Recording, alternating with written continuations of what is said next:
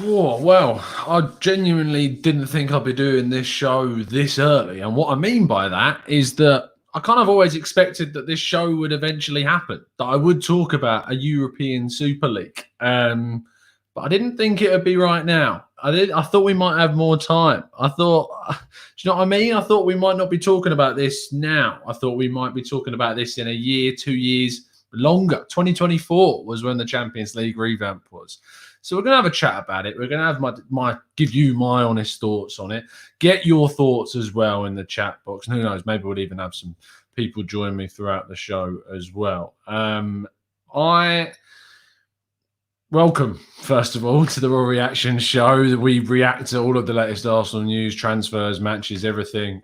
So make sure you're subscribed and liking the show and turn those notifications on so you can tune in live in our chat box to have a discussion about this. Let me kick this off by just saying kind of my initial thought is I don't want a European Super League. I don't want one. I want things to stay how they are. That's my preference. I don't want there to be a separate thing, a separate entity. I like football as it is. I like the fact that anyone can qualify for the top tier European competition. I love the romantic stories that surround football. I love the fact that Arsenal not necessarily have struggled, but the clubs like the club that I support go through peaks and troughs because that's the natural way that football is that through good performances, be it through the investment on good players, but those performances are still done through the acquisition and scouting and recruitment of quality players, no matter how much money is paid for them. It's still done through that. And what this takes away is that it takes away the romanticisms of football. It takes away the competition in a way. And in no way, shape, or form do I want a European Super League at all. Fact. Period. It's a really horrible feeling. It's horrible because you kind of do this and you feel like you're never going to reach this point. It's never going to happen. And then when it does, it's a massive shock. And I know that maybe in the early 90s when the Champions League first came about and the European Cup turned into the Champions League, which is in comparison still very different. It's still very different to what it was and what it became. But this is obviously very different, separate, just teams. And there's only a few teams that can join the competition each year. But this is football in the modern era. This is money talking. This is cash being king. This is what football is. We as fans have ultimately not really mattered too much. I also believe, and this is something I know that Hugh Wizzy has pointed out before on his shows, that if anything, that the pandemic has really kind of showed organisations that fans are not needed, that fans are not needed in grounds, that we are secondary, tertiary, quaternary may even be, so far down the list. We are not integral to football anymore. The whole idea of without fans, there is no football, that is a myth. The organisations, the rich, will continue with or without the support of the fans. You and me and everyone watching this, we don't matter. We don't matter anymore. It's as simple as that. We did before, back in the day, before the millions and the investors and everything. But we don't. We're not needed because we are cattle in a way, I suppose. We will watch football no matter what. And they know that. They know people will watch football. You and I and some others, and there'll be a very, very small percentage of people, I'm sure, that will, if this happens, say, I'm never watching football again. But it will be a very tiny percentage because football still will go on. Football will still go on and people will still continue watching football. And so we don't matter because of that. We simply don't. We absolutely don't.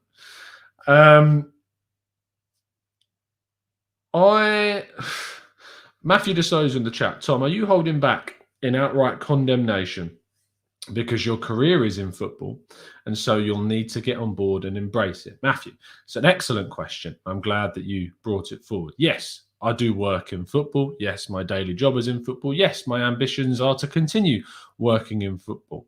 But my honest views on a European Super League are not positive. And I'm telling you that now. I don't want a European Super League. I don't want it to happen. Categorically. I'm not interested in it. It takes away from everything that I've just talked about a second ago. And I don't want it to happen. So I don't know if I'm condemning it in the sense I don't want it to happen. That's my thoughts and feelings. I don't really feel like anything more can be said than me saying I don't want it to happen. However, and the however comes from history. The however comes from knowing that, as I've just said, we don't matter. This is a case of when and not if a Super League finally comes to the fore. And, we're always trying to look at all of the different avenues. Every single kind of point of view, we take it into account and we talk about it on the show. And the thing is that this probably will happen, is that I can't, for the life of me, no matter the threats from the Premier League, the threats from UEFA, the threats from FIFA, this will still, in my opinion, happen.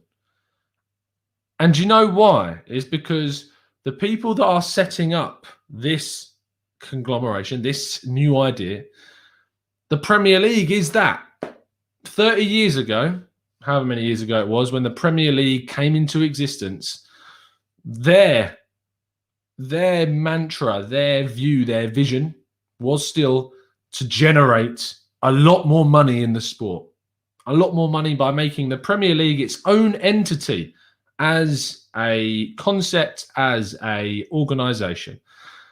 And the irony is that those people, those companies, those groups, now what they did those 30 years ago is happening to them now with a different group taking over. And that is an irony. But the thing is that I can't see them kicking out Arsenal and Chelsea and City and United and Liverpool as well. I can't see them kicking them out, because the fact of the matter is that those clubs are worth so much money to the Premier League. So much money to the Premier League. It's just the way that it is. It's just how it works. And that if they were to lose or expel those teams, the watch rate, the money that they would lose through doing that would be absolutely unbelievable. It would be huge. It would be arguably so damaging to the rest of the footballing pyramid in England that they just simply couldn't do it.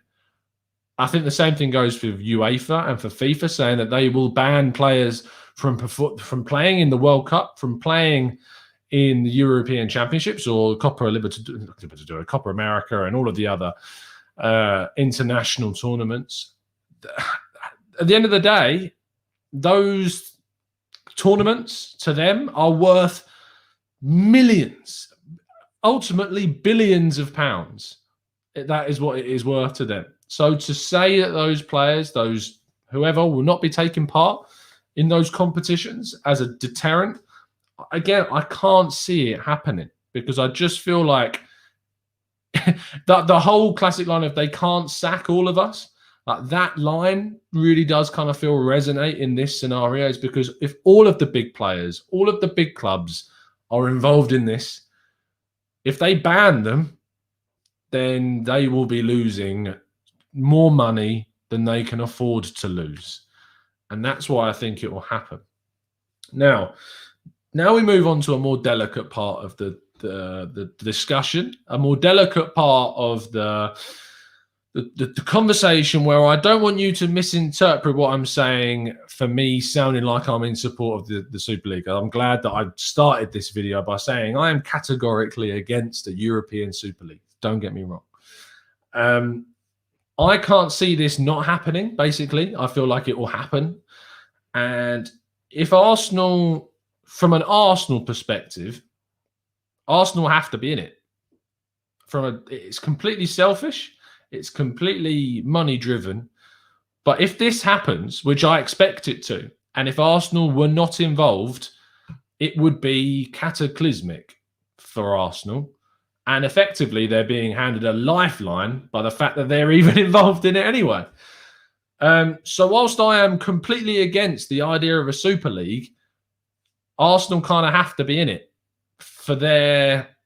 for Arsenal to maintain that status. And that's the issue. And that's why it's a big draw for these clubs, because the Super League has effectively taken hostage these teams in a way, if you want to put it that way, because they know that they have to be involved. They know that they have to be in it to be competitive, to be the biggest clubs in the world. And so that's why they're in it.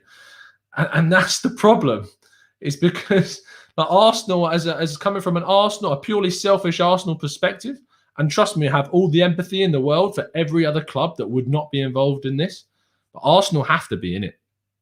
And if you're a West Ham or a Leicester or any other club that is up there at the moment competing at the top of the Premier League, and you're not in it, the clubs will be wishing they were. And because they're not involved, there will be complaints. There will be utter protest. There will be absolutely massive. And O'Malley, Man City are now one of those teams. Sources have suggested that Man City are, yes, they also are involved in this. So don't let that fool you. Man City are definitely involved in this.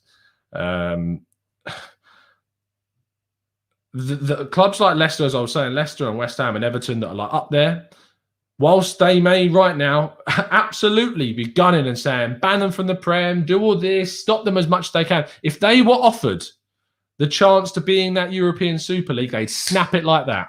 They would absolutely rip arms off to be in that Super League. So don't let that fool you. And that goes for any team. If any team was offered the chance to join that Super League, they would take it. Because once again, money talks. Money is the most important thing in this sport by a country mile. And it is all greed, and it is all self-centeredness, and it is all absolutely wrong. But they would absolutely go for it if they are offered that chance. Now, there are teams out there, you look at Germany, you look at Bayern Munich, you look at Dortmund, you look at these guys, etc., that they have turned this down. But you look at the size of those clubs, you look at Bayern, you look at Dortmund, you look at PSG, you look at these situations, the clubs that aren't yet involved, and they are basically, the theory behind that is that they are hoping that their weight, their stature, where they are, and the fact that they're in a single league, you have to remember, so it's no German clubs, no French clubs, that puts them in a much better standing, because if it was like an English situation where you've got some clubs going in and some clubs not, that's different. And that's why I said clubs like Leicester, clubs like West Ham, clubs like Everton, because there's other Premier League English teams that are involved. The difference is with the German clubs and the French clubs is because none of them are going for it. It puts them in a different situation. It puts them in a situation where they will hope that they're standing and they've got a leg to stand on effectively to go against this, or to run it singularly in their own league. They compete in their own league and they compete in Europe all the same. That's the difference with those. That's why we reference the likes of other English teams. And you have a lot, and especially in Germany, a lot of the German clubs are run fan-based. It's only clubs like RB Leipzig and Wolfsburg and Hoffenheim that are more involved with kind of a conglomerate at the top. Wolfsburg, of course, with Volkswagen, Leipzig with Red Bull, and Hoffenheim and Bayer Leverkusen, I believe, are both maybe pharmaceutical companies. Tell me if I'm wrong. So it's going to be slightly different in those countries. And as Aditya says there, the 50-1 idea that surrounds German clubs, which isn't always endorsed by a lot of them. This is going to be, it's a huge, huge moment. Now, I obviously wanted to come on the show and get your thoughts. So in the chat box, give me your opinions, guys. Tell me what you're feeling. Tell me what you're thinking towards it. Obviously, we want to put this across in the most respectful way, as we always try to do. And that's one thing I want to talk about, actually, before I get your comments. And please be putting them in there, because I'm going to start reading your comments out now in a second. Oh, God, I sound like Arsblog then. Now in a second, now in a minute. When you're talking about this topic, some of the things I've seen on social media today is horrific. People are at each other's throats on social media. This should be something which should unite fans against this idea.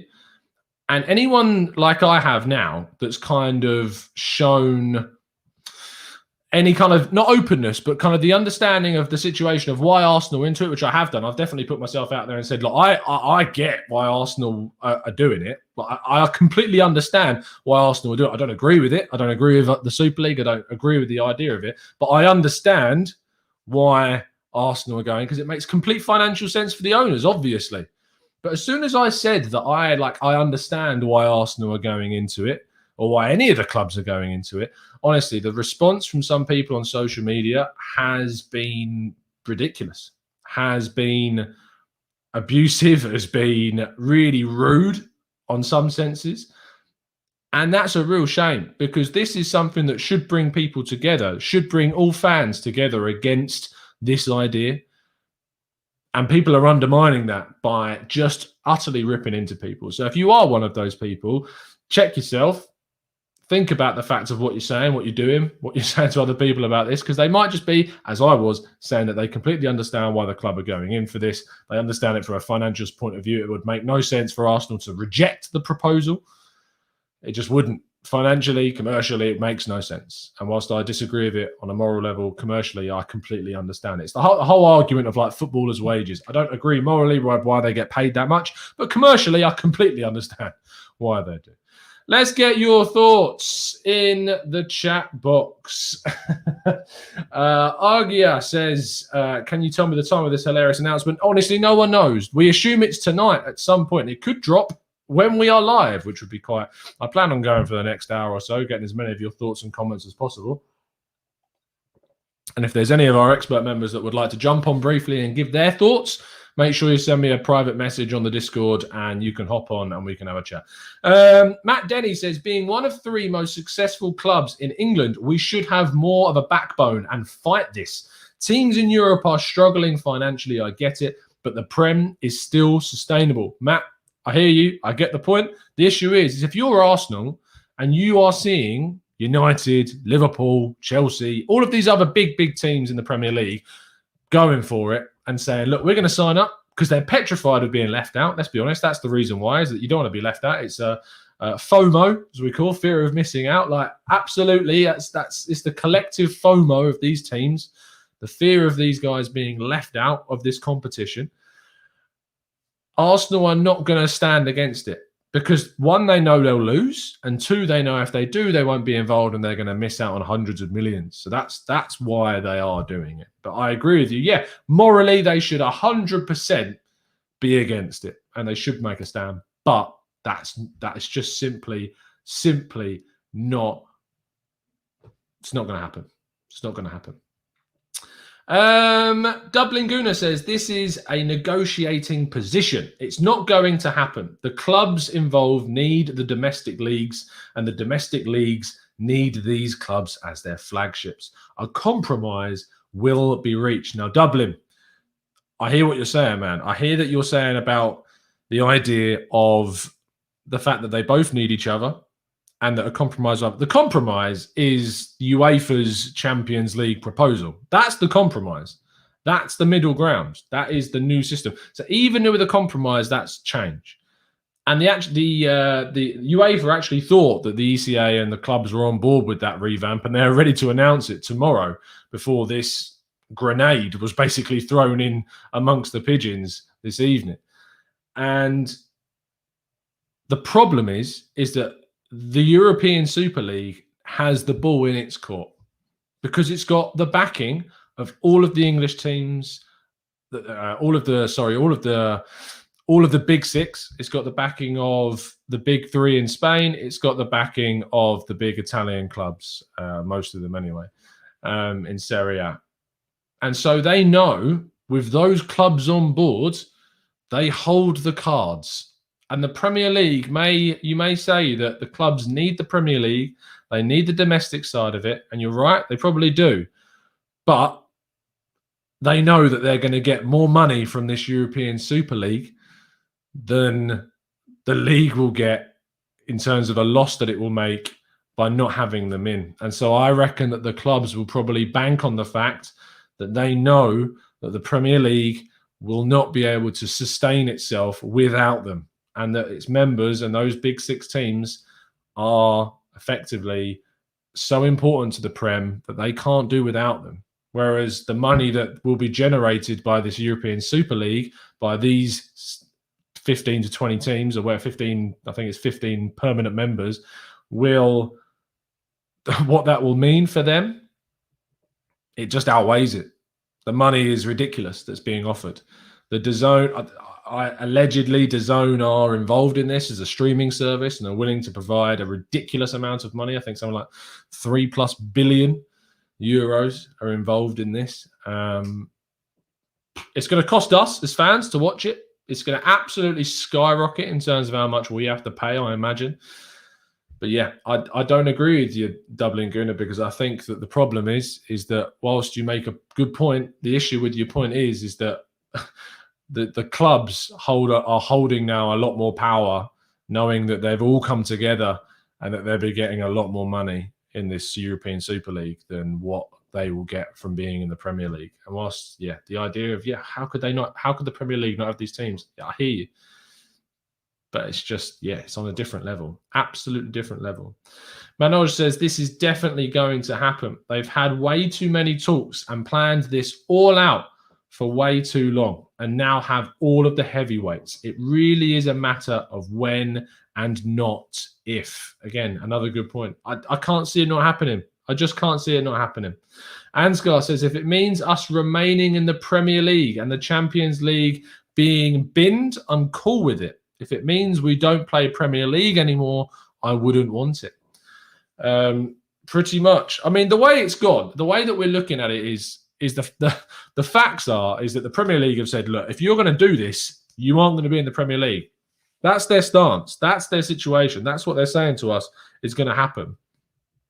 I personally can't see them following through with it. So I think their bluff will basically be called. I feel like it is a bit of a bluff. I might be utterly wrong. And if I am wrong, fair play to the Premier League. But I just feel like that is going to be the case, is that their bluff will be called and they'll have to turn around and go, okay, no, we can't really get rid of you because you're so important and we need you. Because money talks in the end. That's just the way it is. Ryan, it's good to have you back in the chat. It's been a little while. Good to have you here, mate. The income the NBA makes absolutely dwarfs domestic football. The clubs wouldn't suffer from even being in a domestic league. The Super League will be enormous. Jeffrey says, DAZN is a great service. We pay through the nose already. I don't stream. I've never used DAZN personally. I've just not needed to. It's not been something I've had to use. It's not a personal thing. I just haven't had to use it. And Victor says, as it looks like DAZN going to have the rights and DAZN is the best value for customers. I paid $12 for several football leagues and other sports with them included. I imagine it's going to skyrocket. It will go up in price. It will be separate. It will be something different. I mean, you look at like Disney Plus and the movies that are coming out on the Premiere service. I imagine it will be kind of a DAZN Plus, a DAZN Europa League service. It'll be separate. It won't just be added. I can't see it just being added to the usual DAZN subscription. It just wouldn't make any sense for me. Calvin Cloet says, every fan will be against this, including me. Sad thing is eventually the fans will adapt and accept, and the owners know this. And Calvin, I'm really glad that you said this because you're 100% spot on, is that if, say, this was to come in next season, 5 years, people would be used to it. It would be just the norm. It would be the situation. And people aren't going to fight it. There is not enough backlash. You've seen it. Like, it's just, there's not enough people that stand up. How many Arsenal fans want to see Kroenke gone? How many? Thousands. Thousands and thousands and thousands and hundreds of thousands want to see Stan Kroenke gone. Is hundreds of thousands of people going to stop buying merchandise, stop going to games, stop watching their team, stop associating themselves with Arsenal until Stan Kroenke goes? No. And it's not happened. You'll get a few. We saw it with the whole Time for Change, the banners, the planes, all of that. You get a few. But ultimately, it's never, ever, ever going to be enough people to boycott this situation. I just can't see it. You're never going to get enough people to boycott this that it would have any amounting effect. You've also got to factor in that there are millions of fans worldwide that will tune in, because it's the only way that they have that connection is because they are abroad and can't go to games. It's really important to them to watch the games, to have the merchandise, and I imagine that will continue, and I have complete respect for that. The amount of people I know that get up at ridiculous o'clock in the morning to watch games, I have the utmost amount of respect for you guys, because that's an unbelievable commitment. I mean, I'd struggle getting up at 4 a.m. I'd do it, but I'd struggle.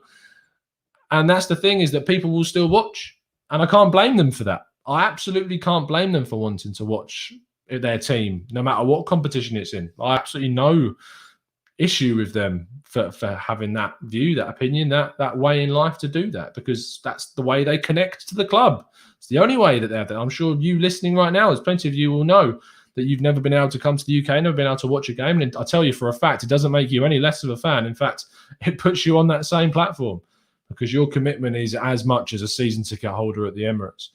And that's the thing, is that commitment, the companies know that you have that commitment. They know that you are that committed, and they know that you will keep paying and you will keep watching, because why wouldn't you? It's your team. Obviously you would. I'm not going to criticize you for that. 100% you should do. It's your team. Why wouldn't you watch them? So that's a really big problem. We've had a super chat come in. I hope I haven't missed. Let me just check it. Here we go. It's from Eli Propek, which I can't seem to find actually to show up, but I've got it on my screen here. Thank you ever so much, Eli. He says, as an Everton fan, oh, here we go, I found it. As an Everton fan, the idea of no Merseyside Merseyside derby, I imagine, is disgusting, and all the clubs should be ashamed. Yeah. They should be, like, as I've talked about already, morally it makes absolutely, it's abhorrent, it's disgusting. And Gary Neville, while his quote was going on like mad, there was always that little bit of irony in me that thinks, yeah, but the Premier League, the Premier League, it was weirdly similar with the whole thing 30 years ago. So, Spiral Sam, did I miss yours? Sam, if you throw a comment in, I'll read it out, mate. I'm really sorry. There's a lot of comments that are going up, and I often can't keep up with them. So if you throw your next comment in, Sam, I will try and read it for you, mate. Tom Preston says, I want Arsenal an elite club, but it must be earned, not bought from a store. Dara says, could this be good for Arsenal? Could it be the cash that we need? Okay, this is the devil's advocate side of things. Fact of the matter is, like, in reality, if Arsenal go into this Super League and it goes and it runs, the money that it will generate, the stature that it will give Arsenal, the pedestal that it'll put them on, will be probably beneficial for Arsenal. It'll probably be a thing that makes them bigger. It'll probably mean they'll be able to attract more players. It will give them more spending power. It will give them the ability to sign and compete with other clubs. Because the fact, like the whole, if you think about it, like where you are in the league, where you are in the stature, how much money you can pay, all of a sudden it becomes much more equal. And Arsenal would be much closer to their rivals because they're in the league and they've got that status. And I know a lot of people have turned around, and I can understand why they have this view that, Arsenal wouldn't see any of that money anyway, and we'd be at the bottom of the league every season. I don't think that's necessarily true. I think that it would be very, very different. I think the money would be spent. I think that the money Arsenal and the owners would want to be competing in the European Super League if it was a thing. So the irony is it probably puts Arsenal in a better perspective. I don't want it. I don't think that's worth it. I want to see legitimacy. I wanted to see that my principles are in domestic football and fairness, and it being accessible for all clubs to be able to reach the elite European competition. That's the way it should be. But the irony is that the situation will probably help Arsenal, if anything, as a club financially. So that is the irony, Dara. So, yeah, you're 100% spot on. It will be good for Arsenal in terms of a financial point of view, 100%. But morally, ethically, it's completely wrong. And that is just the way it is. Make sure you drop a like on the video, guys. If you are, let's see if our boy has put a comment in. I was going to try and catch it because I know I missed out there. Super chat, Spiral Sam. Where are you, Spiral Sam? I'm going to find your comment, mate. I'm struggling, but I'm going to find it. I'm going to try. Well, here we go. Could this actually be a blessing? Spiral Sam says. If these proposals get rejected, could the Cronkies finally cut their losses and sell? Surely all the Cronkies wanted was to be part of this league. No. Very simply, Sam, the answer is no, because they want this. This puts them on the absolute highest level of worldwide football. Why would they sell now? They are in charge of one of the very select few clubs that can be in this competition. It's a perfect position for them as the owners. Absolutely. Tio says, wash your mouth out. There's no upside for fans. I wasn't describing an upside for fans, Tio. I was describing an upside for the club. But I agree with you. There is no upside for fans. There's absolutely no upside for fans. You're spot on. You've misunderstood what I said. There's no upside at all. Mr. Joe Kerr says, Tom, this model happened in European rugby, and now that competition has become essentially a two-horse race, and the domestic leagues have suffered. And yeah, they will suffer, Joe, 100%. And you may find that there is clubs at the top that someone dominates the European league, a couple of clubs dominate it. Yeah, could happen. Absolutely could happen. So yeah, 100%. I did say if it gets rejected, that's the thing. Ashton says, instead of people attacking Super League, let's attack the FBI and the Justice Department raiding FIFA and 6,500 people dead in Qatar. Yeah, raising another very important issue that's going on in the world of football at the moment that needs a lot more press right now. Porky Pork says, who owns this league? Who created it? Who would referee? Would we keep things like VAR in this league, or would it be trademarked? Is this literally money-driven? Yes, it is. It's as simple as that. It's all about money, and that is it. Andy Love says, could Kroenke move the club to the LA Rams Stadium to play in the European Super League? Is this part of his master plan? I mean, European Super League, but playing in North America, I'm not sure how that would work. But, I mean, we're seeing La Liga games played in other countries. So, anything's possible. Anything is possible. So, yeah, maybe Arsenal gets moved to America. Genuinely, it's not ludicrous to think that could happen. That it could happen. Arsenal could move out of London. That is not beyond imagining at all. If there is a better place financially for that club to situate, people will make it happen because money talks. Big Boss, Los Angeles versus Arsenal sounds good. You have to admit. No, it doesn't. It doesn't. Dublin Gunner says, one upside for fans, no more disappointing draws against Fulham. Just kidding. Yeah, oh God. Laughing through tears is what I would describe that as. Ray says, hey, I'm probably late to the party, but do the supporters actually have a say? Football is a business, unfortunately. No, Ray, we don't. We don't. As I talked about at the start of the show, and I know you said you joined us late, but we have nothing. We have no power. We have absolutely no say. We are not thought about. We are not considered. It's just a pure fact. We are not considered in this. This is nothing to do with the fans. Fans are, as I said, secondary, tertiary, quaternary, whatever you want to talk about. They are not a prime part of the game anymore. Fans are... the thing is, fans have become almost a commodity because of how many. If a broadcasting company can guarantee this amount of watchers, viewers, subscribers, whatever, that's what you are. You're a commodity now. Football has changed. Football is money driven. It's just fact. It's just the way it is. Yeah, it's going to be. I mean, if it happens, I'm not going to stop watching it. No, I'm not going to stop watching Arsenal. I love Arsenal. There's nothing really in the world that would stop me watching Arsenal. So it's not like I wouldn't watch it if it happens. I mean, fair play to someone if they go, look, I'm not going to watch it. It's against my morals. I'm not going to watch it. I have absolute respect for that view. And if you're not going to watch it, fair play. You're a bigger person than me. But yeah, we are, and I am well aware of the idea that I'm well part of that problem. And that's just what I'm saying. But the thing is, because I'm so defeated in a sense that I know that it doesn't matter if I do or do not watch. It doesn't matter because everyone else is going to. It's like global warming. like it's a little bit like people aren't going to do everything they can to save the planet because they know there is a million other people that are also not going to do it. So what's the point? Is the point of view, and that's pretty much the point of view. And yeah, it's crap. It's absolute rubbish. Check my DMs, says Mike Hernandez. What has Mike sent me? Let's have a look. Oh, here we go. Oh, the ECA. Oh, they tweeted 8 minutes ago. Let's share the screen. Thank you, Mike, for sending me that. Let's get the ECA's Twitter announcement up on the screen. Here it is. You can all read it.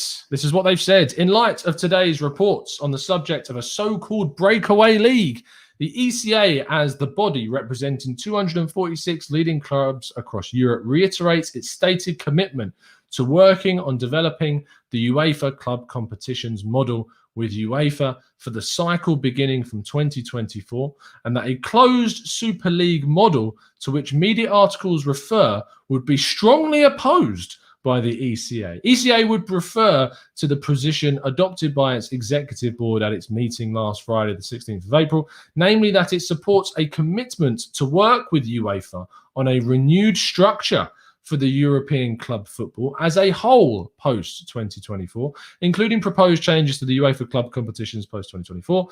With ECA's support, UEFA's executive committee is being asked to endorse these commitments at its meeting on 19th of April, along with pursuing efforts to reach an agreement on the future relationship between the ECA and UEFA.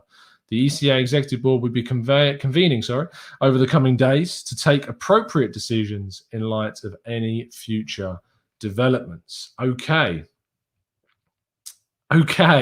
So, right. So that changes everything. That changes a lot.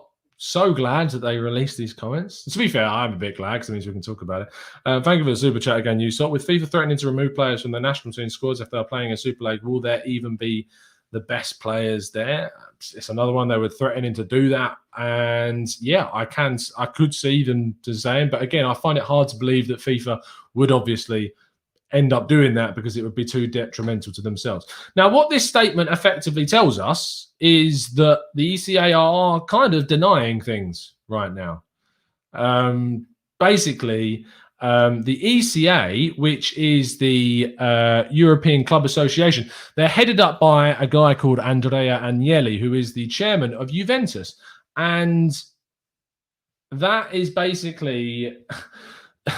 This is the group that was supposedly part involved with the whole Super League idea.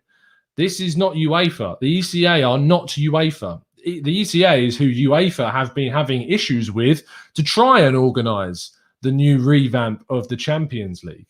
So this is big. This is a big statement, because what it means is the ECA are effectively denying a closed Super League. Now, the other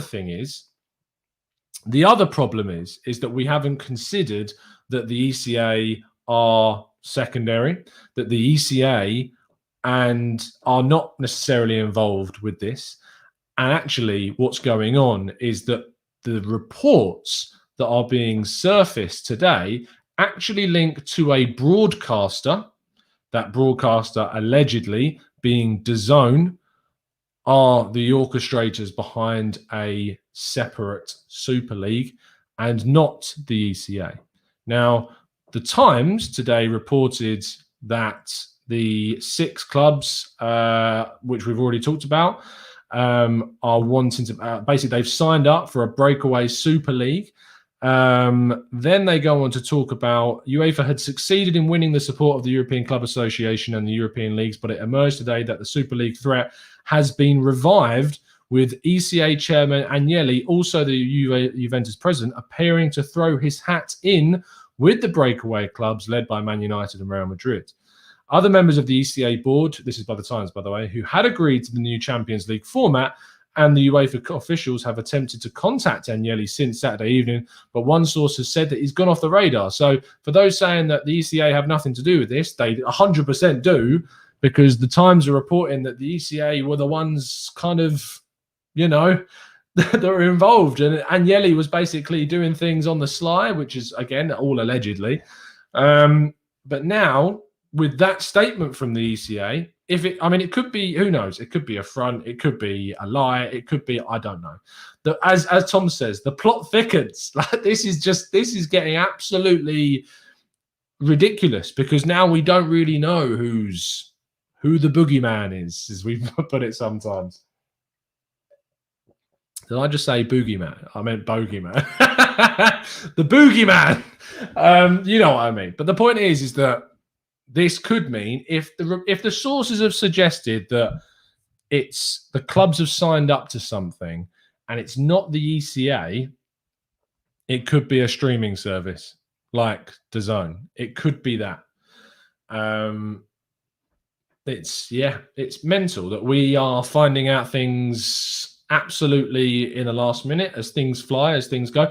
I'm still kind of expecting a Super League to happen, like 100%. For me, it's a case of when, not if.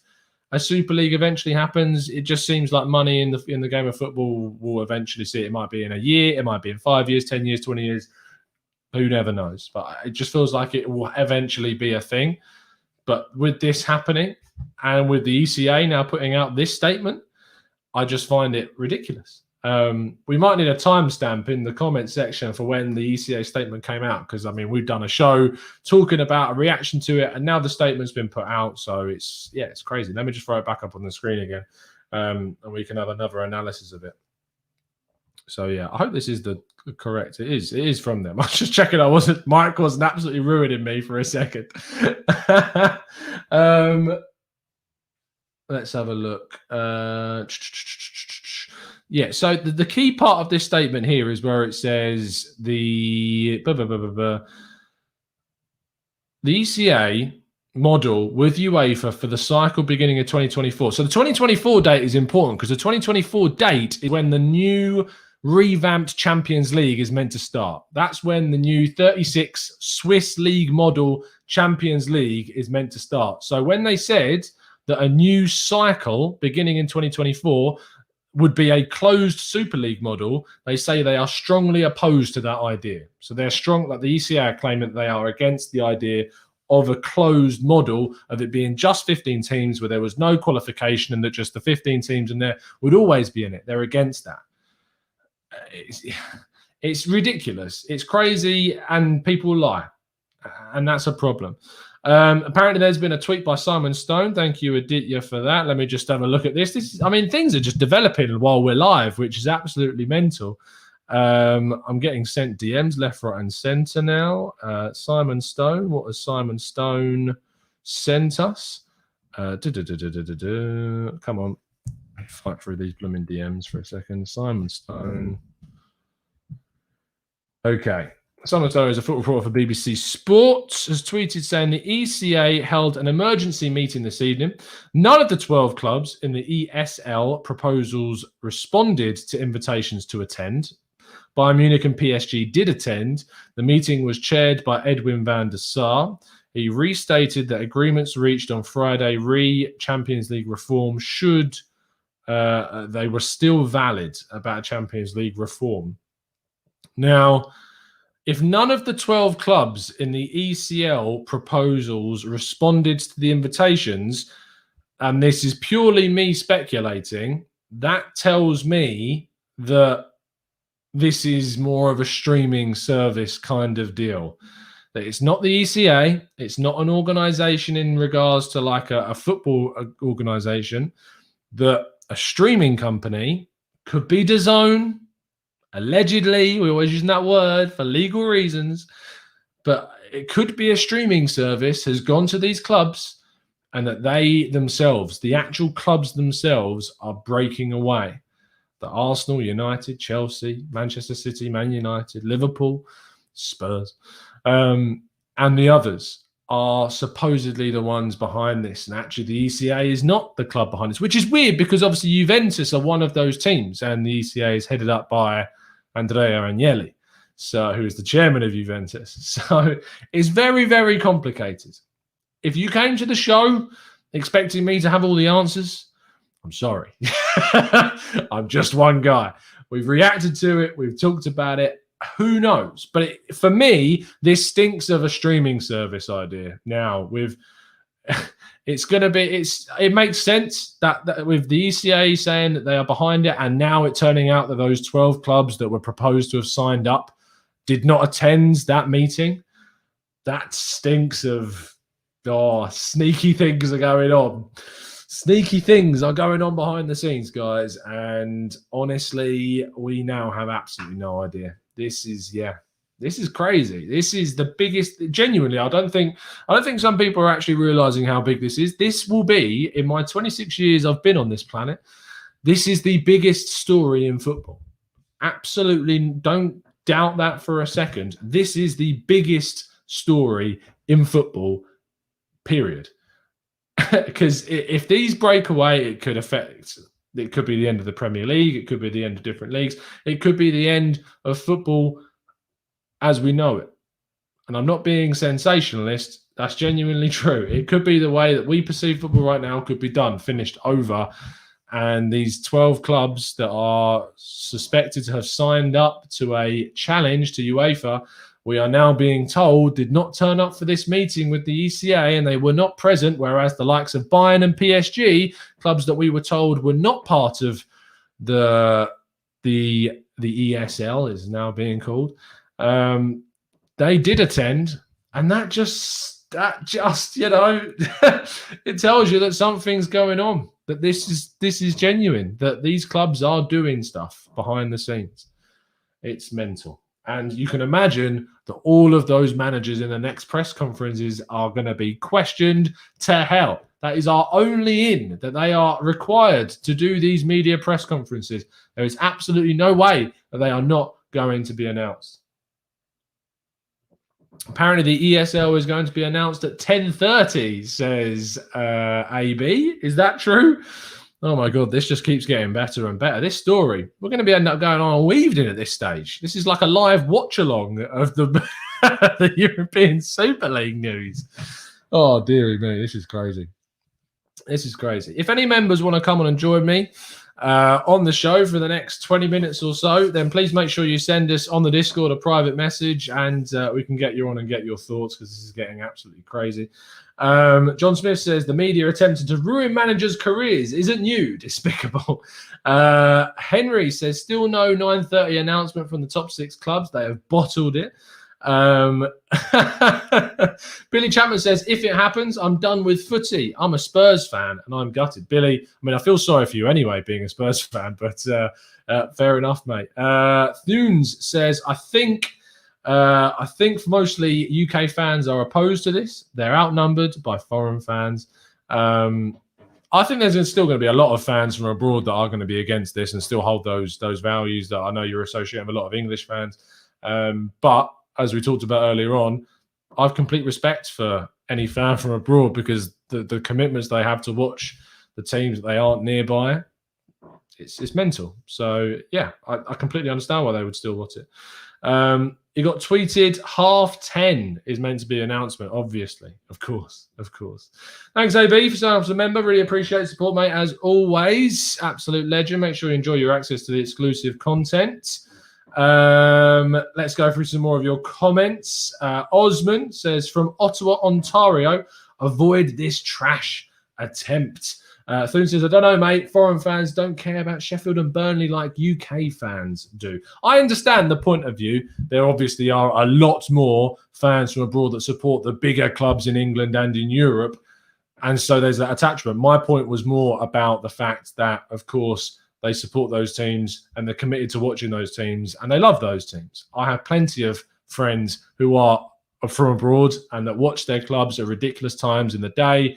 Australian fans specifically are very, very Eastern fans that watch these clubs very, very early hours of the morning.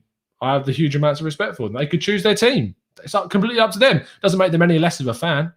Yeah, they might not choose to support Burnley and Sheffield United, and there's very big reasons as to why they wouldn't do that. Because they don't have that same attachment, because you look at a lot of the fans of those clubs and they are more local for obvious reasons. And these clubs are more global, so they get a bigger outreach. But the point is that they're still no less of a fan than any Burnley fan, than any Sheffield United fan, No less of a fan at all.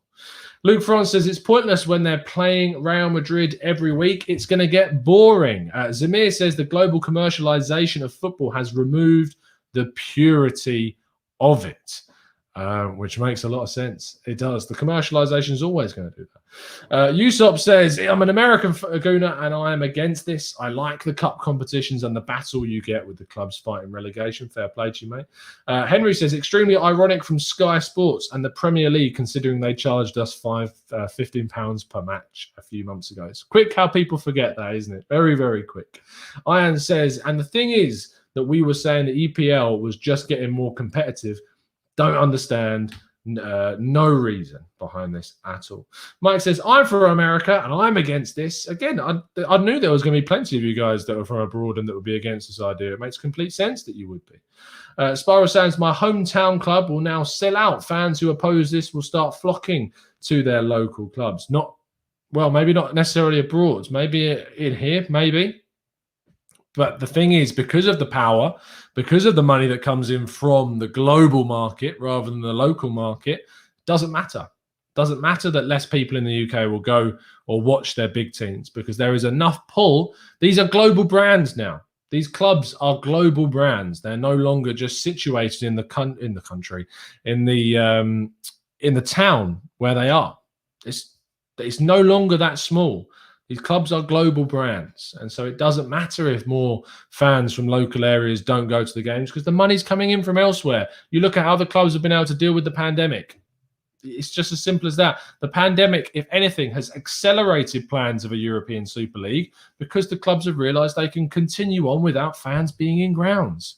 That's just the way it goes. Toby says, I honestly won't be surprised if this is just the first step. They're probably going to be playing games outside of Europe, I think in the Americas and Asia. It's already happening, mate. La Liga played games in, I think it was in the Middle East. La Liga had some games. There were plans to play some in America before the pandemic hit as well. This is not a new idea. This is something that is already happening. It would not surprise me if Premier League games started to be played elsewhere. It's genuinely a possibility that this will happen. Peter Bailey says, I'm hearing Amazon have brokered a streaming deal. Is Amazon behind this? Who is it? Who is the boogeyman, as we've described it? Who is the boogeyman behind this? Which company? I'm putting my money on DAZN. Some people are saying Amazon. Some people are saying Netflix. Netflix, a live streaming service on Netflix is something which would be new. Is it Disney Plus? Is Disney taking over all of the sport in the UK? Michael Headley says the fact the EPL is more competitive is part of why this is happening. This league is guaranteed money, not based on qualifying for the UEFA Champions League and the high league finishes. Yeah, exactly. Because clubs have realised that, I mean, you look at Arsenal. Look at where Arsenal are in the league. They know they're in trouble. They know that it's going to take them a lot of money and a long time to turn their situation around. So if the idea of a European Super League comes along, the guys up top at Arsenal who have not got the same kind of foresight or the same look as we do on the football club, they're coming from a business perspective, they're coming from a financial perspective. They are not going to be looking at going, well, morally, this makes no sense. And Arsenal has always been a club associated with the fans. We know that's not true already. So they're very much going to be on the way of, well, if we're in a European Super League, we won't have to worry about the fact that we'll need to invest and have to worry about battling against Southampton and Everton and Leicester and West Ham because they know they're going to be in a European Super League and it won't matter anymore. It won't matter to them. So they can just continue and play in the Super League like it doesn't matter at all. Oh, dearie me, there's so many tweets coming in. Thank you so much, Awad, on Twitter for sending me the tweets. I mean, that's not an official tweet from UEFA, unfortunately. So you've been duped, mate. You've been duped at the moment. So you've been duped, whoever sent me that on Twitter, Awad. Sorry, mate. I'm trying to get the latest tweets as to what's going on right now. But let's have a look at the European Super League trending on Twitter to see if there's any more information. What's the latest? What we're going to get from this. I can't see any kind of latest news about a time that this could be released. Fabrizio Romano has said nothing. I mean, he's the man on the ground. Fabrizio's our boy. He surely should know something about this. He's telling us about Messi maybe signing a new contract, but nothing on a European Super League from Fabrizio. Surely Fabrizio should be all over this right now. Still scrolling up, and there's nothing new that's breaking so far. Absolutely nothing. So, dearie me. I mean, did you see, obviously, Arteta completely kind of shut it down today? He said that he will wait until he's got all of the information, until he's read it all and got it in, until he says anything on it, which basically means he already knows about it and he's just refusing to say anything on it at the moment. Like Bad Gabby says, we have to stop this. What's the fun about it? I'm from Portugal, but this will affect also our league and teams. What's the fun of knowing we are never going to play against those big teams ever again?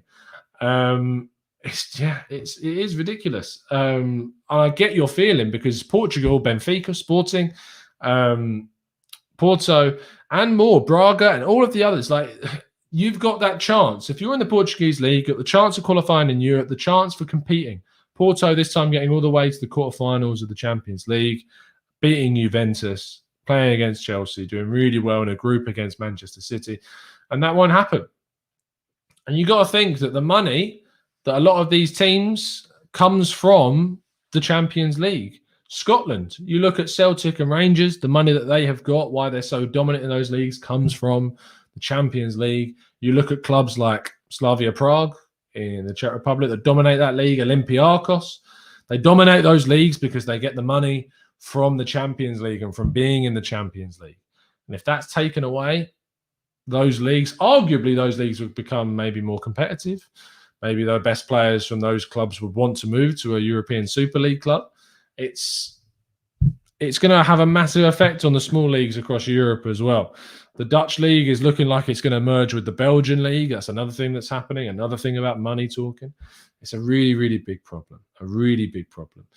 Liam Greyhurst says, if we've managed to bag ourselves into being a permanent member of an ultra-lucrative Super League, given our current form and decline, then that's one of the greatest negotiations of all time. Liam, I completely understand your point of view. Financially, as I've said already, I completely understand why Arsenal are doing it. I don't agree with it from a moral point of view, but from a commercial point of view, it would make no sense if Arsenal had the opportunity to go into the European Super League, why they wouldn't. It's just obviously a moral perspective from us as fans that it's wrong, and they shouldn't do this. Check the Discord. I think Mike wants to come on. Have I completely missed? Mike, I'll send you the link, mate, and we can have a chat. Let me just send you the link and we'll get Mike in and we can have a chat. Send him a DM. Here we go. Are you ready, Mike? Are you ready to risk? No, I want to say that sounds that would have sounded so dodgy. You guys know. Let's get Mike in and let's see what Mike has to say about it. Let me just get the old headphones out. Mike, you've been DM'd, mate. Come in at Akanta, son. Dominic Harris says, Tom, read my comment, please. My man Wenger was ahead of the curve. So random. Jetfire says, FIFA and UEFA has stated that players that take part in this league will basically be isolated while they cannot participate in any other competition. The Arsenal Knock says Kroenke is lucky because he gets to leapfrog teams like Everton, Leicester and Wolves that have been trying to get better while he was sleeping on Arsenal. You're spot on, mate. Wilson says Arsenal, Liverpool, Man United are a disgrace, throwing away that footballing culture. I know what you mean now. Yes. Wenger knew about it. I hear what you're saying, mate. We are going to be joined ever so shortly by the one and the only Mike Hernandez. Here he is. How you doing, mate? Are you well? What's up, Tom? How you doing, man? You well? Good. I'm over here just sitting, freaking out just like everybody else. I'm talking my wife's ear off as if she cares, telling her how they're going to ruin football for me. What's your initial reaction, mate, to this? Like, how are you feeling? By the way, if you don't know Mike Hernandez, Mike is part of the Gooners Pod, and he has his own Not Another Arsenal podcast as well. So make sure you go and check it out. But Mike, what when you saw this, what was your initial reaction? Because it's interesting from the point of view as a foreign fan, which has come up a lot in the chat boxes, I'm sure you've seen, is that some people have pointed out the fact that, like, if you're from the UK and you've obviously grown up with these clubs and you go to the games week in, week out, and you've got other clubs that are lower down the league that are going to these these games in a local sense. The reason why this is possible is because there are fans like yourself and all around the world that will continue to watch Arsenal, continue to put money into the clubs and into the brand, because you love the club and you associate yourself with the club, and it's a really huge part of your life. So what is your perspective on things? Sorry, Tom. I'm my 2-year-old barged right into the room right now. He's being escorted out. Have kids. This is why I don't have kids. He's being escorted out right now by Mama Bear. No, my initial reaction was crap as well, because I'm kind of a traditionalist, and I've had issues already with teams like PSG, City, even Chelsea to an extent, kind of, let's say, bending the rules of FIFA Fair Play. So I was already on the kind of trend of football is becoming even more so of a business model. As you stated before, we're essentially customers, and they have a highly addictive product, and a product that we're emotionally attached to. So even if you're UK based, I find it very difficult to think that in 2 seasons time, you're like, I'm done with this, or I'm going to support the next London. I'm going to support Fulham because they're from London, and you know, that's what I'm going to go with. So I'm not happy about it at all if it does happen. But similar to you, Tom, there's no world in which turning down 350 million a season, or whatever the financial upswing is, there's no world where that works for us, for Arsenal, right? If you're starting to think, we're talking about Spurs potentially being in there, right? So imagine Spurs getting 350 mil plus, a year. So there's no world in which us not being a part of it is a good idea, is what I'll say to that. But similar to you and to many others in the UK, it's bittersweet, to say the very least, because as is right now, I think that what's going to end up happening, if these leagues do actually try to get these teams out of the leagues, you're destroying the leagues effectively, right? I mean, a lot is said about England. They're, top 4, now top 6. You look at Spain, they're essentially have the reputation of being a two-horse league, right? Which you and I, strongly disagree with, because we have our own views on La Liga. Yeah. Very similar to Italy. They're talking about Milan teams, Juve teams getting pulled out. It'd be just, you're destroying the leagues. There's no two ways about it, because these are historical rivalries that you're taking away out of the world of football to create others. So I would be completely distraught if it does happen. I'm constantly with my podcasting friend Mikey from the Gunners Pod. Apparently the announcement is going to be 30 minutes from now. We will see if that's actually possible. But with the new revelations of the ECA that you just read, and the potential that you brought up that it could be a streaming service, wow, dude, that would be absolutely amazing if the teams actually did sign up to that deal. So I'm a bit worried about it. Not sure. Initially, when I heard about the Super League, I initially thought it was maybe a replacement for the Champions League in a way. Maybe they're going to just restructure it completely. But it seems like it's way more heavier than just that. So panicking, I guess, as a traditionalist that I am, similar to a lot of people, like you mentioned before, Tom. I'm not from the UK. I've never been, but I've supported Arsenal since I was 8. So I'm very well connected to the club. I have a lot of emotion invested in it. And like you said, I'm up at 4 a.m. watching games. So not sure what this is going to do to the world of football. Well, I mean, what it's going to do to the world of football is obviously it's going to, because as I've said, whether this happens now or whether the announcement that comes in 27 minutes time, if we're led to believe that's the case, is that this is going to happen or it is not going to happen. I feel like it's something that eventually is going to happen. I've said this before. I feel like this is a case of when, not if. Super League is just ultimately the next evolution of the game. The Champions League was kind of the thing that came in, I believe it was 1992. That was that step, that change, that came in, and everyone went up in arms about it at the time. But eventually everyone's adapted to it and acclimatized to it and changed. I imagine that's what will happen with this, is that there is going to be this uproar. And yes, it's a much, much bigger change. And I'm completely against this.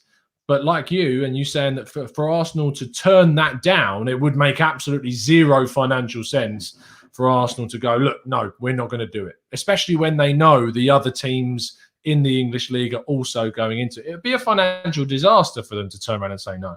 So whilst morally, everyone should have stood together and gone, no, this is not right. We know, and we're not naive. We know that money is king, cash is king, and that they will eventually, and they will always be going down the route of, because they're not, the owners are obviously not like us. I talk about this in that regards to players. I think sometimes lose sight of players, and they think, and they look at those players themselves, and they're like, well, how could you leave Arsenal? The fact of the matter is they're not an Arsenal fan, they're an Arsenal employee, and if the chance to go somewhere else comes up with more money, as in life with jobs, you typically go and take it. So I think it's the same with this. The owners of these clubs do not have the same emotional attachment as what we do to the clubs, and so therefore they're gonna move on. They are gonna go in for these things. They're gonna try and get as much money as feasibly possible.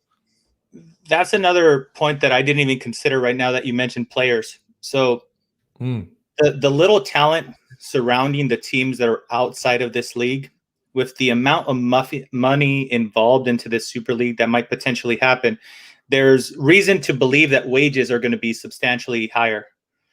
So, maybe make it into a top 15 team might guarantee you like $100K a week, right? So you're going to go out and pretty much rake the rest of the talent and a lot of young English or just talent around the world and say, hey, how do you combat that? If you're just an English team, if you're like Burnley, Everton, that stays behind in a league without these top 6 clubs, it's gonna have a huge impact on the leagues, on how fans, I'm going to say, consume the product is what I'm going to say. And I know that sounds very damning because a lot of people do not like to look at it as a product or accept it. But in reality, that's the modern world we live in, right? It's moving that way. Now, look, I see a lot of comments, right, saying like without fans, it's not going to be anything. This is where, similar to what you said, look, man, foreign fans it's kind of a bittersweet thing, right? Because foreign fans help in the sense that they do make the clubs bigger. And that's just a fact, right? Everybody has their subscriptions. I myself have literally like 5 different subscriptions to watch multiple leagues. And just Arsenal alone, I have to have 3 different subscriptions to watch every Arsenal game. So there's a lot of money being poured in by foreign fans. Now, I understand that it's kind of a touchy subject because there's a lot of people that are like, hey, support your local and whatnot. But this is the price you pay essentially when you're such a big global brand, right? Manchester United, Arsenal, Liverpool. These are global brands that receive money from all over the world. And you got to kind of look at it like this. Without foreign fans, an argument that could be made that they won't be as rich, they won't be getting these kit sponsorships, these stadium sponsorships, the way they're currently doing, right? So less fans, less foreign fans, ultimately, essentially puts us at, I say mid-level team, and I'm well aware where we're at in the table right now, but it could have that potential to lower the quality of the actual club. So this is a very bittersweet thing in a sense, because you want to be a big club. Being a big club, well, you can't be a massive global brand with only local fans. So it's a bittersweet thing is what I could only continue saying. But I'm generally concerned for somebody that watches multiple leagues, that this might be destructive for the viewership. And this is somebody that I have season tickets to an MLS team in San Jose Earthquakes. And I take it for face value. I understand the level that they're playing. It's a day out with my daughter. But trust me, when you watch a peak level of European competition, and then you go watch the San Jose Earthquakes, you could tell the difference is what I could tell you. Yeah. You look at I've watched quite a bit of MLS now recently, getting into it. Speaking to a few of the players through my job now, and they obviously the idea of MLS getting bigger and is going to be very difficult. And the idea of a European Super League is, in a weird way, I don't know how much of an impact it will have on global football or soccer, but I think it would inspire other kind of other continents to do a similar thing. Like you could see a North and South American situation where the biggest Argentinian clubs, the biggest Brazilian clubs, etc., merge with North America, and you see some of the most successful MLS teams start to do it. But MLS is very tricky because it's a very different system, and transfer fees and drafts are obviously very different there to where we see everywhere else in the world. But Mexico is slightly different as well. Mexico is more similar, of course, as we see to Brazil and to Argentina and places like that. So it's going to be how it will probably be a template for the rest of the world. And if anything, it'll separating itself from everywhere else in the world more. And we'll see Europe become an even more segregated thing than it already is. As we know, a lot of players in other continents, be it North or South America, Asia, moving to Europe to play because that is the pinnacle, that is the height of the sport. And if anything, it's going to segregate themselves more, and that could undo a lot of the good work that's going on in places like the US and Canada that are promoting their soccer schools, and we're seeing the inauguration of the CSL and things like that happen. And it might mean that the money gets detracted away from that because even more money is going to be focused on streaming the European Super League. So it could have a global impact more than it will do just simply a local impact with Europe. We are supposedly 20 minutes away from finding out if this is all. If nothing is posted at 10:30, I'm stopping this because I'm committed now. I can't not stay on until 10:30. There's like this and the PS5 as far as anticipation goes for me waiting for the release. Yeah. Mike, we'll give you your final thoughts before I let you go. In regards to kind of from an Arsenal perspective, you said, of course, that this is, you understand the club's point of view. But what do you think about kind of what you said on maybe social media today? We had a little bit of a discussion about it in the Discord server. What do you make of kind of the social response to this on Twitter and on other platforms as well, to how people have reacted to it? I think it's in line with you and I. I mean, most of it is people are against it. Right. And for the people that are saying that they're accepting it as a reality or understand why Stan Kroenke would want to do it, that is completely different than saying we want it. Right. So I think from what I'm seeing on social media, that's pretty much, it's aligning with our opinions in the sense that a lot of people don't agree with it in the sense that it's going to have a huge ramifications on domestic leagues. But a lot of people, that are kind of coming out with the statement of, hey, okay, I think, Tom, you had an interaction today where you said, I don't understand how you could blame Kroenke for wanting to be in there. And somebody said, so you agree with him or something, which is not what you were saying, right? You were not saying that. You're simply saying, if you are a business owner, you're going to take the deal that puts this amount of money in your pocket. So there's two very separate, schools of thought here. But look, I think the fans, a grand majority of the fans are united in the sense that nobody wants to see this happening, which is including domestic and foreign fans. And because I follow multiple accounts from all over the world, I'm in a group with American Gooners, and literally there's about 10, 15 of them. Not one is happy about this. So for whatever it's worth, because I as I was listening to your podcast, I was following the chat a little bit closer. I'm seeing a lot of foreign fans are okay. American fans want this. It's American greed. Don't write us off that simple. There's a lot of American fans that are heavily emotionally invested in this sport, just as locals. Is that what I say? And I think unified, like most fans or all fans are pretty much against this. So there are those that say no, and there are those fans that say no, but I understand is what I'll say. But Tom, thanks so much for having me on, mate.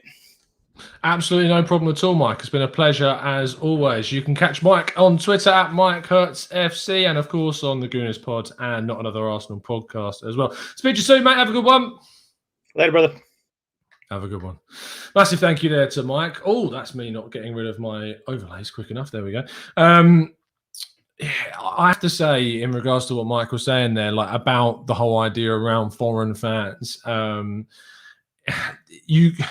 completely understand that why foreign fans would be up for this, would be up for continuing in supporting the club and watching the club and just going with it and not necessarily protesting it, because it is not necessarily as big of an impact as it maybe is for the more local side of things. And that's completely fine. It should be something to criticize. It's a completely different world. It's a completely different situation. So you can't have that same kind of mirrored feeling. Let's get in more with what you guys are saying in the chat box. Muspus says Tom's a Kroenke lover. I remember Tom saying us fans should thank Kroenke for getting Partey in. Again, not his biggest fan, to be honest. No, you were wrong in that area. What I did say is that we found out that he invested money into Kroenke, into Partey, and that looked like it was a change. It looked like the club and the ownership was changing the way that they would invest. But this is categorically wrong. Whilst I understand why the ownership are doing this, and I can understand why all of the club's ownerships are going for this, it makes the most financial sense from a business point of view. But morally, ethically, from a fan point of view, it's completely wrong. And I would hugely criticize them for doing it from that point of view. Legitimately, it's so wrong. Zamir says, Tom, Kroenke isn't going to reinvest the money. So does the Super League make a difference? Again, Zamir, this is a big point that people have come up with on social media. I've seen it a lot today that people are saying that it's pointless to do this because we're not going to see any of the money. It's not going to get reinvested. It's not going to go into the club. It's not going to be reinvested into transfers. It's not going to be used to make us better. We will just be part of it. It removes kind of any, what's the word I'm looking for? It removes accountability for bad performances because you're going to stay in the league no matter what happens. I hear you. We don't know that for a fact, but evidence tells us that could be the case. I would have hope that wouldn't be the case. I would have hope that if we go into it, they're going to want to compete. But we have no evidence to suggest yet that is consistently going to be the case. So, yeah, it's a fair point of view. I can't disagree with it at this stage because there's not enough evidence out there to form a good argument against that point of view, other than pure hope that if they were going for this, that you would think that they were going to look to compete in it. And that's the only thing that we've got to go on, unfortunately. Hobin says, don't like the idea, but I will still buy a subscription to watch it. That's why it will work. Exactly. You're spot on. And am I critical of that? No, of course not. And we've gone over this quite a lot. If you are still going to watch this, still going to watch Arsenal, that shouldn't be criticised because you love the club. You want to watch the club. The club is everything to you. And just because you're going to go out there and buy a ticket or a subscription to watch a team, you should be criticised for that. The same thing for if people we're still going to go to games and the whole thing about kind of if you don't put any money in Kroenke's pocket, it might leave.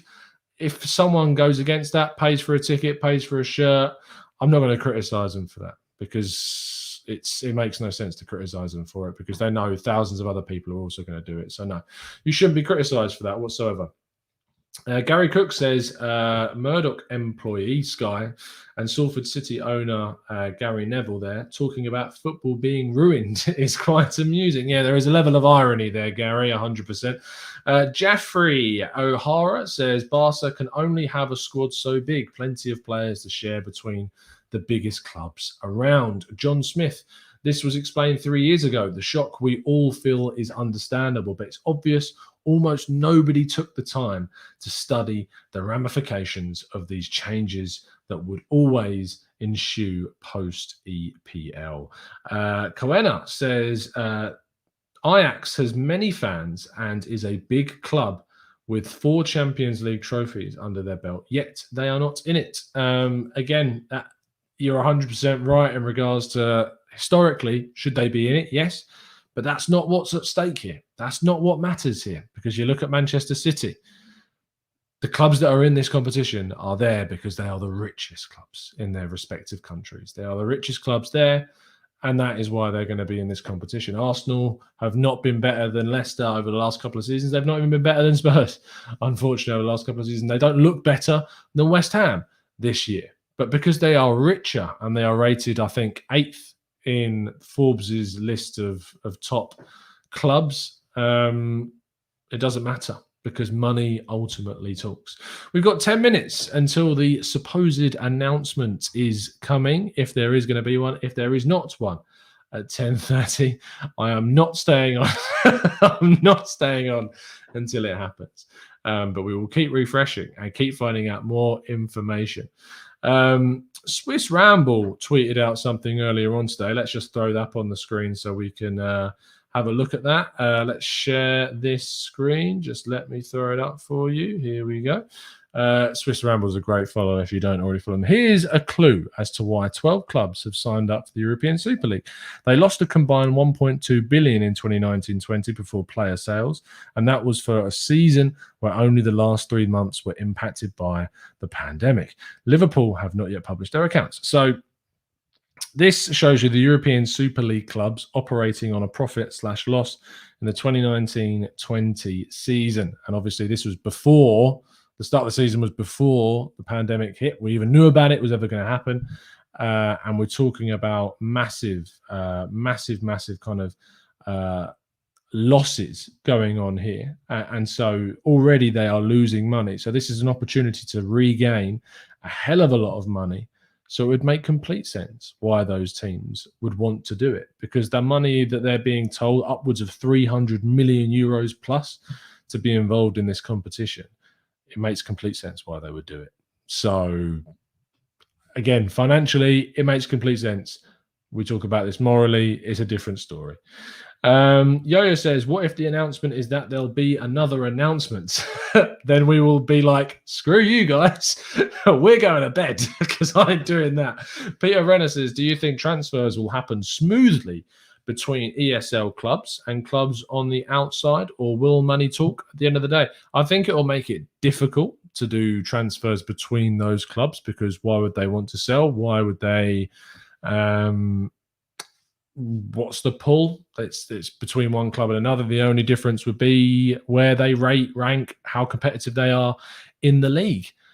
That would be the only difference. So I think it would make transfers between those clubs more tricky. But what it would mean is, for Arsenal specifically, is Arsenal would suddenly become a much more attractive proposition for clubs, or for players that are not part of those already in the European Super League. So as we've already talked about, this is hugely beneficial for Arsenal as a club if it happens, from a financial point of view, from a stature point of view, from a transfer point of view. But again, it's still wrong and it's still not okay. And I don't care if it's better for Arsenal to do it and if we get more from it, because it's still not right. And that's the main point of all of this. RIP to the Champions League theme songs. There's Luke Francis. Mustafa says Bayern and PSG are the biggest clubs and they don't want it. Again, this is a situation where in their league, it's a very different story, because the English league and the Italian league and the Spanish league, you've got clubs that are signing up for this. If there were other German clubs, say if Bayern Munich, all of a sudden RB Leipzig turned around and said, oh, you know what, we'll go and do your Super League, I wonder how Bayern would sit then. Or if for PSG, Lille or Lyon or Monaco turned around and said, yeah, we'll join the European Super League, I wonder if their stance would change. But because there's no other teams in those leagues currently saying anything or doing anything, because they're mostly there's a lot of fan involvement, especially in Germany, that's why it's much easier for them to just go, nope, we're not doing it. But if you're Arsenal and you're seeing United and Chelsea and Spurs and Liverpool and City all go for it, are you really going to turn it down? You're just not. It's just not what's going to happen. Sean says Premier League needs to follow the German league model of the 50+1 ownership. Yeah, makes a lot of sense. P. Trim says Cronkies take all of the money, Tom. We don't know what they're going to do with it. We don't know what's going to happen at the end of the day. Toby says, even if we stop this, we need to convert the owner model to the 51-49 German fan owner model. It's never going to happen, but yeah, it'd be great, but it's never going to happen.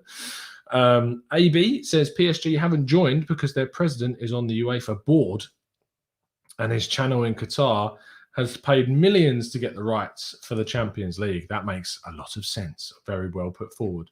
Jonathan Porter says, I agree, in the next 20 years, we will have franchise football. I've been saying it for a long time that I don't know really why the Premier League hasn't created its own streaming service. From a business point of view, it made complete sense for the Premier League to have its own streaming service. They wouldn't have to sell off the rights. They would make the money themselves organically. They would stream it on a platform that they create themselves. And obviously, millions of people would buy into this. And yes, they sell their rights for hundreds of millions of pounds. But surely they would make more money with their own streaming service. So that would make more sense from the Premier League's point of view. So it is very strange that they don't choose to do that and they leave it to the TV broadcasting companies instead. I'm getting a lot of DMs flying in. Let's just see what you guys see. Mike Hernandez has sent me something. Yes. You've just sent me the thing that we were talking about through Swiss Ramble that we were already talking about. Thank you, Mike. Really appreciate you sending me through on that one. Let's get some more of your comments in the chat box. Luke Francis says, if the pyramid system collapses, then football will start to die with less grassroots football. If they break away and the Premier League chucks them out, and you have a Premier League that's made up of the biggest clubs in the Premier League being then Everton, Leicester, Aston Villa, West Ham, Wolves, some of these other clubs, and you bring clubs up from the Championship and you bring clubs up, it's just not going to make anywhere near as much money. No one's going to watch those games anyway. If you know that the biggest game in the Premier League is Leicester versus West Ham, how many people are really going to watch that? And as opposed to Arsenal versus Juventus, not PSG, Man United versus Barcelona, Real Madrid versus Juventus, all of these teams play against each other. It's not going to go anywhere near close to this type of viewership. It's not going to get anywhere close to it. And that's why I think ultimately that the Premier League is still going to turn around and be like, doesn't matter. Like you can't ban the clubs from the Premier League because they are too important. They are too important to them. George says, crooked FIFA are going to try to tell teams what to do so they won't benefit themselves. Funny, really.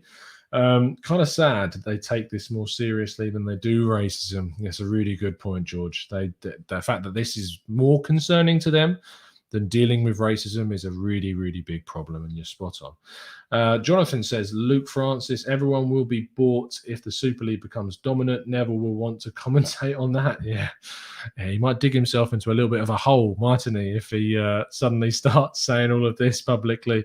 Never going to get a job in that. Never going to get a job in that whatsoever. Wow, Villarreal have just won 5-1 against Levante. Really setting themselves up, of course, for that game against Arsenal in the Europa League. Deary me, that's not going to be fun. We are supposedly 3 minutes away from an announcement. If it happens, we were told supposedly 10:30 was going to be the time. We will see. James Ben just tweeted saying maybe the breakaway clubs were waiting for Ryan Pilkington to get off shift so he could do the announcement himself. Always rely on James for a funny comment. The Arsenal Knox says, imagine James Maddison and Jack Grealish finally putting in a transfer request to come to Arsenal. But he said, I know you're making a joke, Arsenal, not, but you're 100% spot on. If you're a player at one of these clubs, you're going to be want to playing in the European Super League. You're going to want to play there. You are just going to want to move away from these teams and try and get into an ESL club. It's just how it works. It's just how it works. By the way, it is great karma for Sky and BT, says Aditya, for ripping off English fans. Arsenal, I mean, all fans in the UK have been taken advantage of by television companies for a long, long time. With the money that it goes, it's just yeah, we pay ridiculous amounts of money, a lot of money to watch football. It's what happens. Arsenal fans, Liverpool fans, every single fan is paying a really large amount of money to watch the team that they support. And yeah, as fans, we are really hurt by that a lot of the time. Really, really hurt by that. AB says, football was ruined when Abramovich bought Chelsea. This was always going to be the end game. It was very much kind of a gateway, wasn't it? Abramovich taking over at Chelsea. Daniel Roberts says, I really hope they don't get Jermaine Genius and Martin Keown to be pundits for it. Coop Dog says, who is in the European Super League? Supposedly, from what we're told, it's the big six in England. I shouldn't need to tell you who they are. Real Madrid, Barcelona, Atletico Madrid, and then AC Milan, Juventus, Inter Milan, which makes up, I believe, 12 clubs so far. But that will be more. They're expecting that there will be more. Anyway, it is literally about to hit 10:30, and we are seeing nothing so far in regards to any announcements. James Horncastle says, not seen any announced ESL hashtags yet. We are still waiting on an official announcement to come through.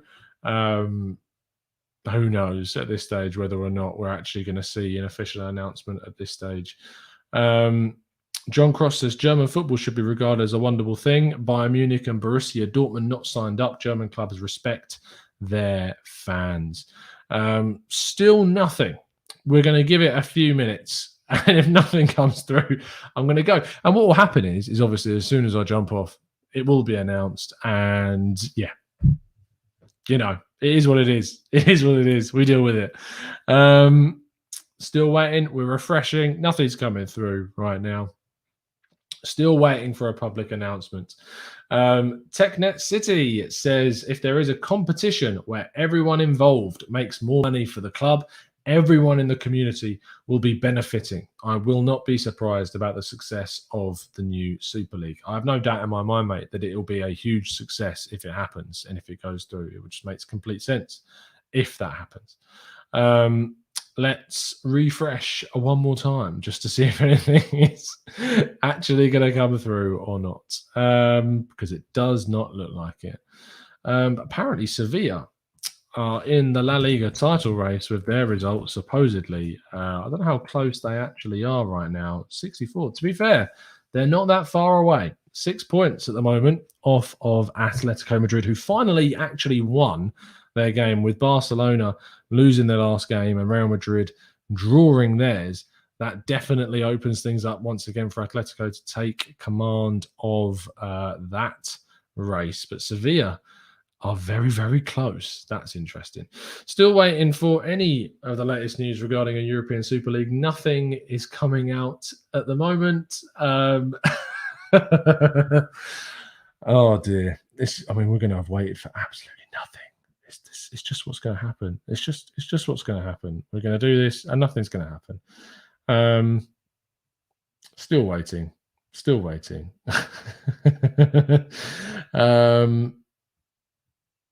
No, it's not going to happen. Nothing's going to be announced right now, and I'm not staying on too much longer. So sorry, but nothing's come around. We're going to give it a couple more minutes, and that's it. Because nothing's coming. I don't even know where it'd be announced by. Would it be announced by the clubs? Is that what would happen? Would it be announced by like the actual teams or on Arsenal.com? Nothing's showing up on Arsenal.com about a European Super League right now. Absolutely nothing. Can't see anything. I'm sure you guys in the chat box are going to be telling us this is the worst April Fool's joke ever, says Joker Todd. Jonathan Porter, this is a fantastic April Fool's joke. It seems that way, doesn't it? It does seem that way, that we've been utterly duped. I'm going to wake up in the morning and nothing's going to have changed. But we still had a really good long discussion about the European Super League. So if you've enjoyed that, I'd really appreciate if you could drop a like on the video, because we've stayed up waiting for this announcement and it seems like there's not going to be one. So let's wait and see. But it doesn't look very good right now. That is for sure. It does not look very likely that any announcement is coming. Constantly refreshing the feed. Nothing is coming through. Yeah, pretty much. Gabriel Marcotti has tweeted out saying, Rebel clubs insist it's not a breakaway. They just want to organise their own European competition instead of the UEFA Champions League while still playing in domestic leagues. Thing is, if that means they 2 times or 3 times their Euro revenue, it creates an even greater domestic imbalance in already unbalanced league. And that is another big problem, is that how the gap between the big teams and the smaller teams in the league is widening. look, guys, I think that we've stuck it out. We've waited. We've been patient, but it's not coming. It's not coming, guys. There's no announcement coming. So we're going to leave this for today. Tomorrow, we'll probably have to jump on in the evening if something's been announced. There'll be a podcast anyway tomorrow at 8:30. I'm going to be joined by a couple of guests. I'm probably going to do a chat at 5 o'clock as well. We tried. We stuck it out, guys. But it looks like nothing's happening. I appreciate all of you guys that have tuned in for the show. We've had thousands of you tuning in individually on tonight's show. So if you could drop a like and subscribe, we are going to be around to react to the news tomorrow, but I'm calling it a day on the European Super League talk. But I appreciate every single one of you for tuning in. Thank you again to Mike for coming on a little bit earlier on to have his thoughts on the show. If you'd like to be, as Mike is, a guest on the show fairly regularly, doing our preview shows, then make sure you join up as a member and you can get access to our Discord server and lots more. I will see you again very, very soon. It's been a pleasure to speak to you as always. And as always, up the Arsenal.